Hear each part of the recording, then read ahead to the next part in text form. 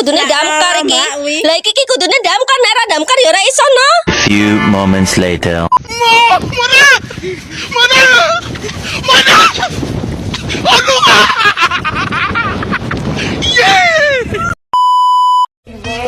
Just a feeling that I want you behind because it's something that is so just in my mind. I guess it goes that.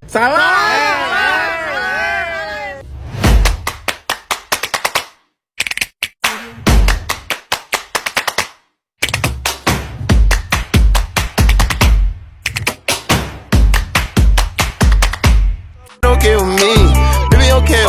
Yeah, you're looking at the truth, the money never lie, no. I'm the one, yeah, I'm the one. Early morning in the dawn, know you wanna ride now. I'm the one, yeah, I'm the one, yeah.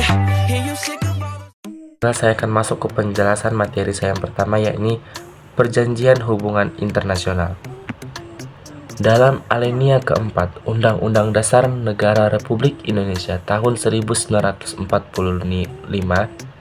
disebutkan bahwa salah satu tujuan nasional Indonesia adalah menciptakan perdamaian dunia. Oleh sebab itu, Indonesia memiliki kewajiban untuk berada di barisan paling depan dalam menciptakan perdamaian dunia.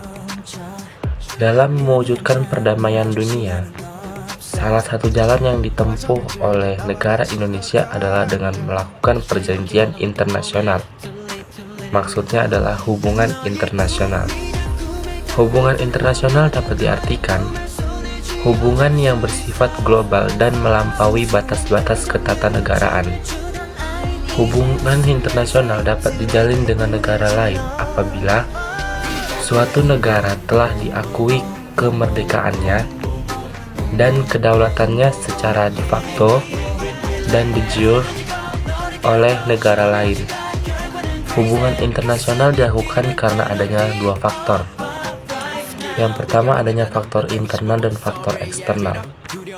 Faktor internal itu berupa kekhawatiran terancamnya kelangsungan hidup dari negara lain melalui kudeta atau intervensi.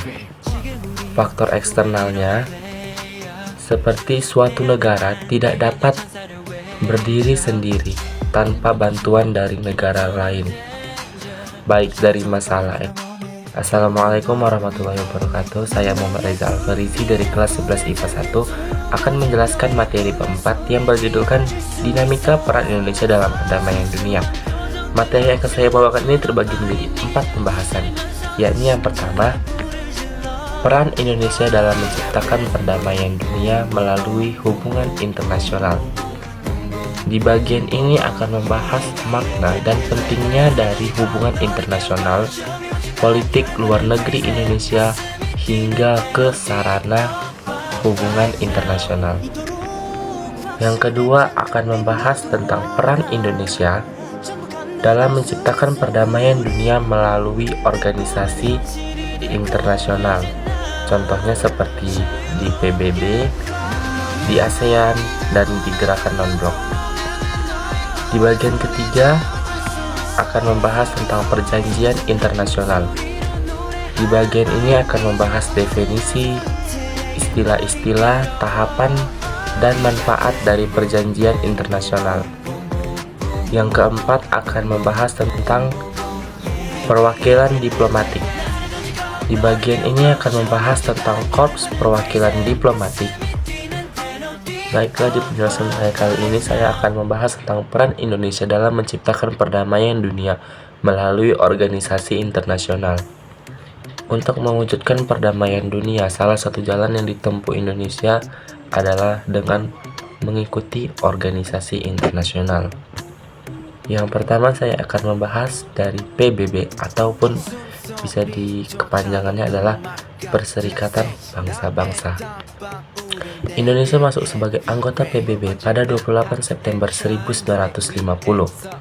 Namun, Indonesia sempat keluar dari organisasi tersebut pada tanggal 20 Januari 1965 sebagai bentuk protes diterimanya Malaysia menjadi anggota tidak tetap Dewan Keamanan PBB. Setahun berlalu, pada tanggal 28 September 1966, Indonesia kembali masuk ke dalam keanggotaan PBB. PBB merupakan organisasi dengan tujuan utama menjaga perdamaian dunia, memajukan dan mendorong hubungan persaudaraan antara bangsa, membina kerjasama internasional, hingga menyediakan bantuan kemanusiaan. Selama menjadi anggota PBB, Indonesia pernah berperan dalam misi perdamaian dengan mengirim pasukan Garuda ke negara-negara yang dilanda konflik seperti Kongo, Vietnam, Kamboja, dan Bosnia. Pada tahun 2007, Indonesia juga sempat ditetapkan sebagai anggota tidak tetap Dewan Keamanan Perserikatan Bangsa-Bangsa atau PBB. Yang kedua, saya akan membahas tentang organisasi ASEAN. ASEAN adalah organisasi yang mewadahi 10 kerjasama antar 10 negara di kawasan Asia Tenggara. Sebelum ASEAN tergabung menjadi 10 negara, awal didirikannya masih terdapat 5 negara sebagai pendirinya.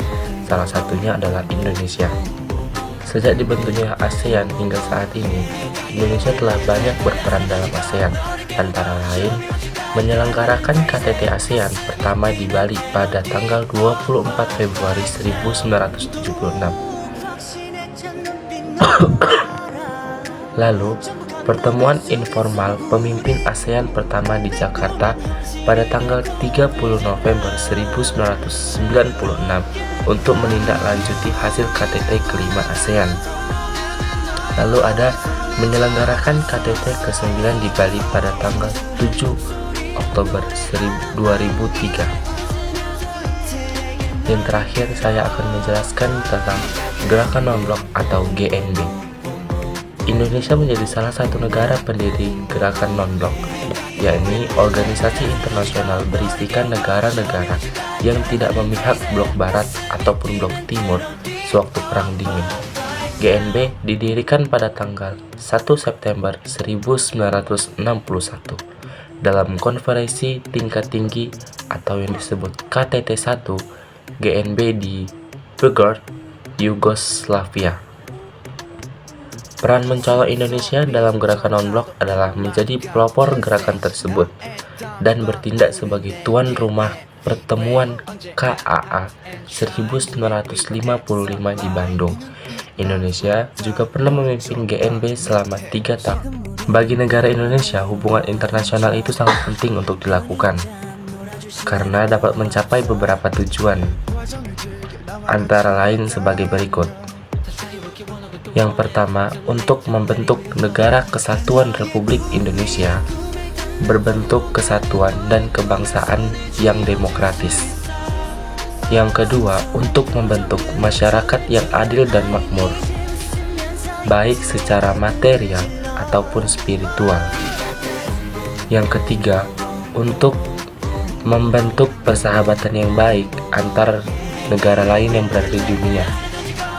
Kemudian, dasar kerjasama yang dibawa adalah dunia baru yang bersih dari imperialisme dan kolonialisme. Yang keempat, untuk mempertahankan kemerdekaan bangsa dan menjaga keselamatan negara. Selanjutnya, untuk memperoleh barang-barang yang diperlukan dari luar untuk kemakmuran rakyat. Selanjutnya ada untuk meningkatkan perdamaian internasional. Yang terakhir ada untuk meningkatkan persaudaraan. Pentingnya hubungan internasional bagi Indonesia. Hubungan internasional yang dibangun bangsa Indonesia dapat dilihat melalui kebijakan luar Indonesia yang berprinsip bebas aktif. Hubungan internasional Indonesia ditunjukkan untuk meningkatkan persahabatan dan kerjasama bilateral, regional, dan multilateral dalam berbagai forum sebagai itu tadi penjelasan saya tentang dinamika peran Indonesia dalam melakukan perdamaian dunia. Jika ada lebih dan kurang, saya mohon maaf. Saya akhiri dengan wassalamualaikum warahmatullahi wabarakatuh.